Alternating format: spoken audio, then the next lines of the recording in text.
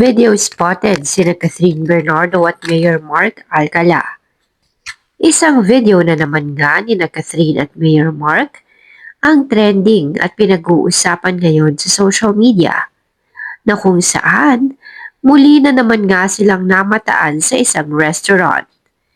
Malinaw na malinaw at hindi na mapagkakamalang AI ang video dahil kitang-kita na naunang lumabas si Catherine sa isang restaurant at sumunod si Mayor Mark.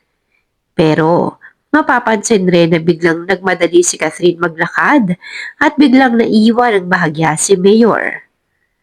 Ako lang ba ang nakakapansin na kapag namamataan sa public places si Catherine at Mayor Mark ay tila ba lumalayo si Catherine at naiilang?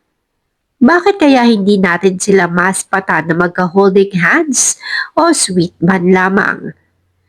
Makikita rin na naroon ang kanyang pag-irap o pagkainis sa mga tao na nagvi-video sa kanila ni Mayor Mark. Marami na ngayon ang pinag-uusapan ang video at talaga namang unti-unti nang natatanggap ang relasyon ni Catherine at Mayor Mark ng publiko.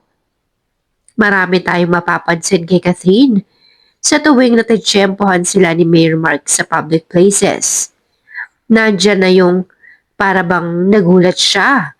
Dumidistansya siya pag nakikita na may nagvi-video. Nahihiya at nariyan na rin na parang tila ba hindi niya kasama si Mayor. Maaari nga sigurong may takot pa rin si Catherine sa magiging reaksyon at komento ng publiko sa kanyang bagong rumored boyfriend ngayon. Sa isang iglap, marami kasing pwedeng mangyari sa kanyang career dahil lamang sa pagpili niya sa kanyang recent boyfriend ngayon. Samantala, may dalawang pasabog na mall shows naman si Catherine na gaganapin nitong May. Isa na dyan ang Kultura Summer Fest na kung saan gaganapin sa May 17, 4 p.m. sa Ayala Mall's Market Activity Center. At nariyan din ang Pure Gold event Day 1 na gaganapin sa May 14 na kung saan isa si Catherine sa dadalo rito.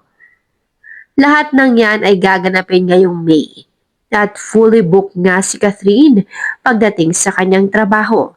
Pero bagamat fully booked ay hindi pa rin siya mawawalan ng oras para kay Mayor Mark.